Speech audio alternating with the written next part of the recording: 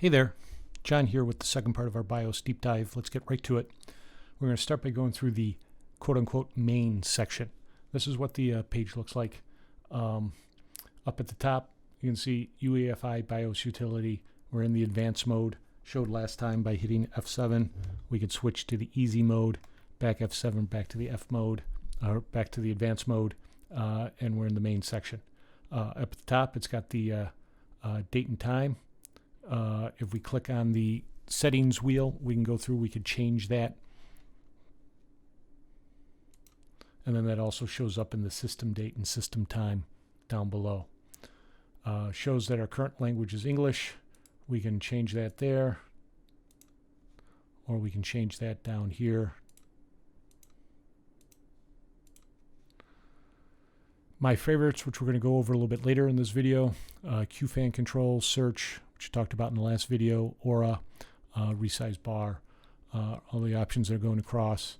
But we're going to go through what's on this main page here. So first and foremost, it's showing the BIOS information.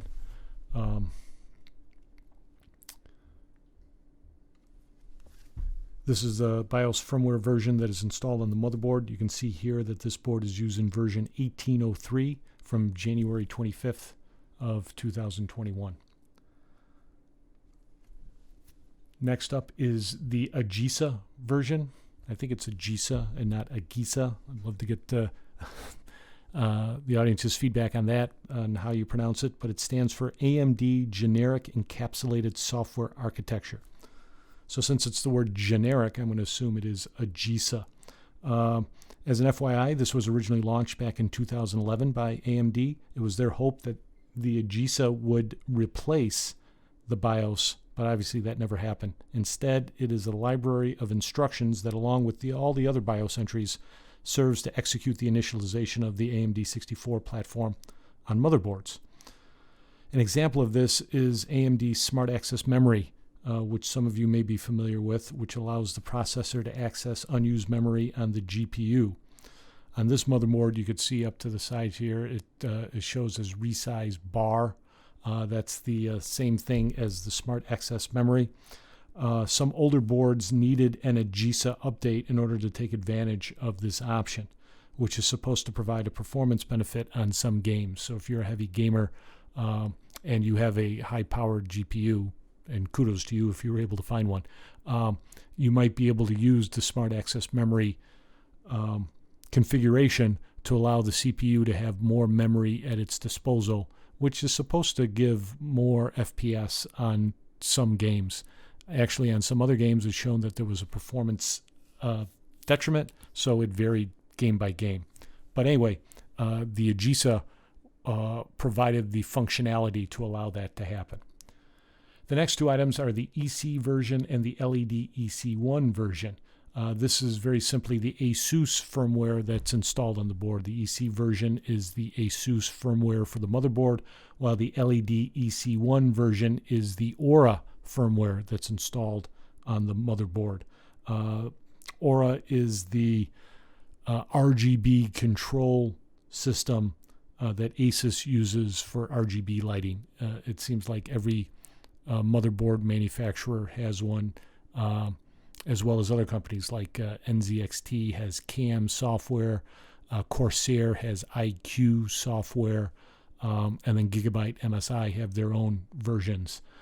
So that's just telling you what version of the firmware is installed. Next up on here is the CPU information. So first and foremost, the brand string is the CPU type. This particular machine has the AMD Ryzen 5 5600X 6-core processor. The CPU speed is the next one. This one is operating at its base clock of 3700 megahertz.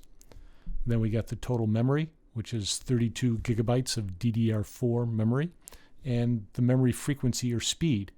It is using the higher speed 3600 megahertz.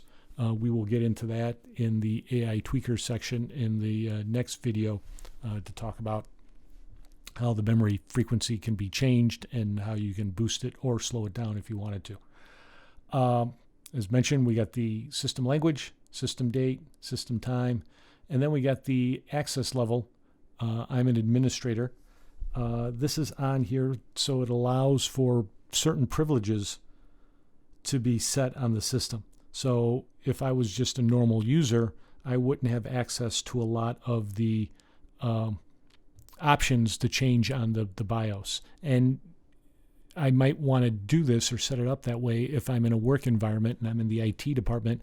I don't want to have every user be able to have access to start changing the settings on the BIOS, because then it might impact how the systems operate, which creates a headache for IT. But for most of us who are in the DIY world, the access level is going to be set to administrator. But if you wanted to change it, you can go to the security and you could set password for administrator, set a password for users, and separate the two. So if somebody comes in who's only a user, they would have one password and would limit what they can change. And then if you were able to have the administrator password, that would allow you to give unfettered access to the system. Over on the right-hand side, we have the hardware monitor section. This allows for the user to see how the system is currently performing. Now, a lot of the information is the same since we're on the main page, but here again, CPU is showing at 3700 megahertz.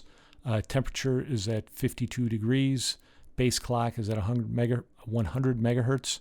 Core voltage varies slightly, but right now 1.28, now going down to 1.264 volts, and the ratio is 37 times. You multiply, otherwise known as the multiplier, the ratio by the base clock frequency. That gets you the CPU speed of 3700 megahertz. Changing these, which you can, as we'll get into in coming videos, will allow the CPU to run faster or slower depending on what your need is.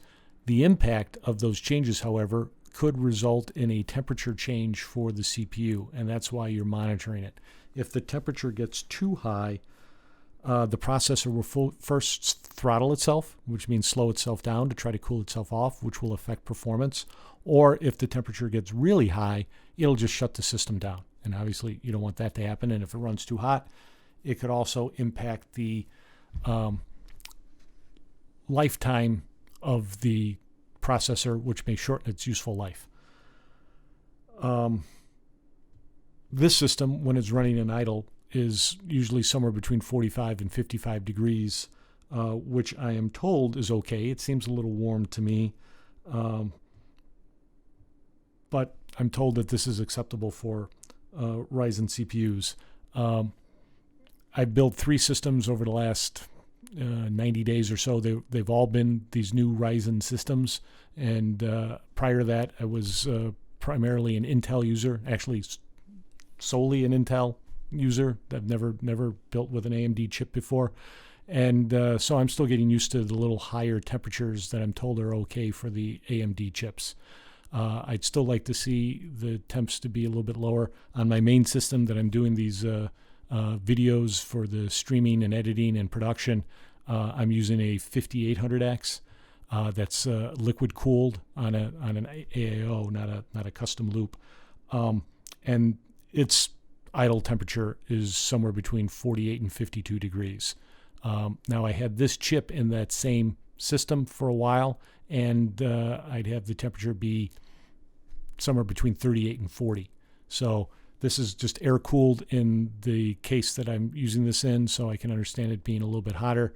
But we'll get into more details as we go through the BIOS regarding temperatures. But in any event, you got this monitor here to tell you that what the temperature of your CPU is, because it might give you an early warning sign that temperatures might be too high and you might need to make some changes.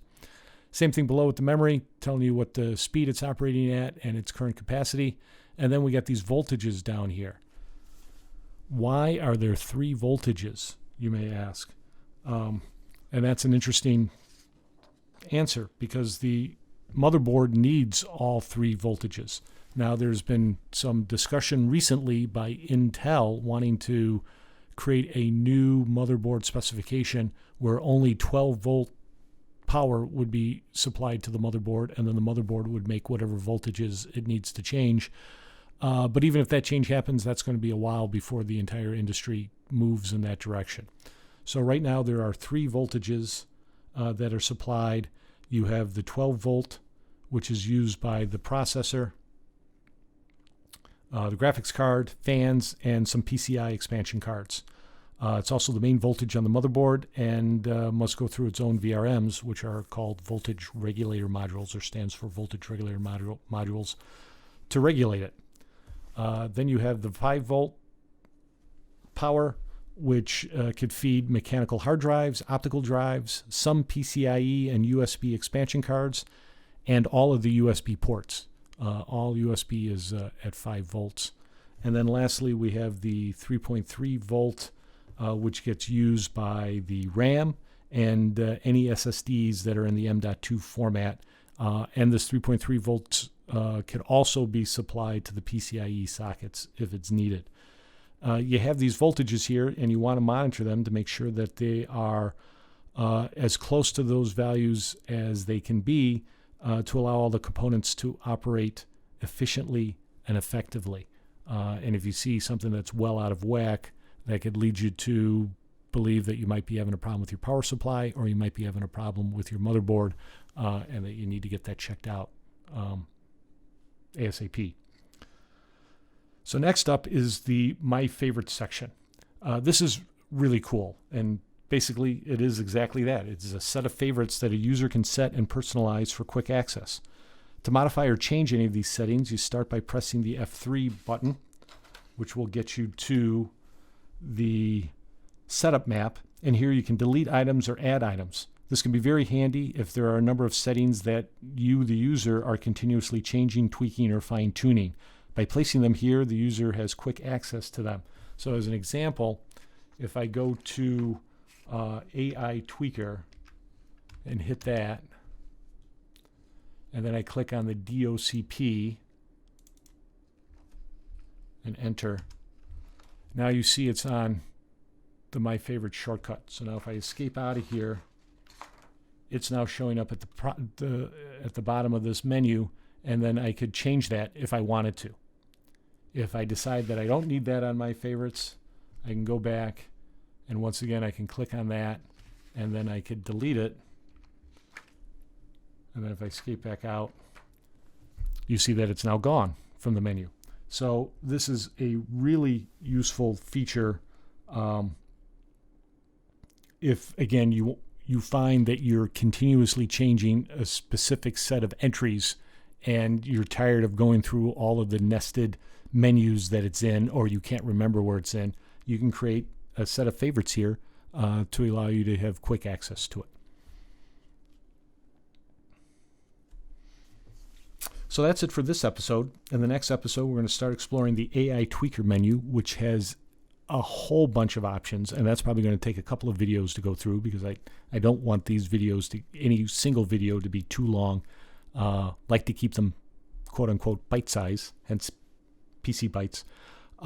So hopefully we'll see you on the next one. Stay tuned.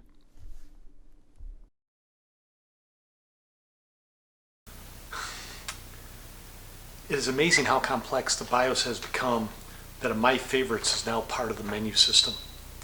However, having said that, if you're an overclocker or tweaker or system tinkerer, it is really valuable and useful to have all of those settings in one place for easy access.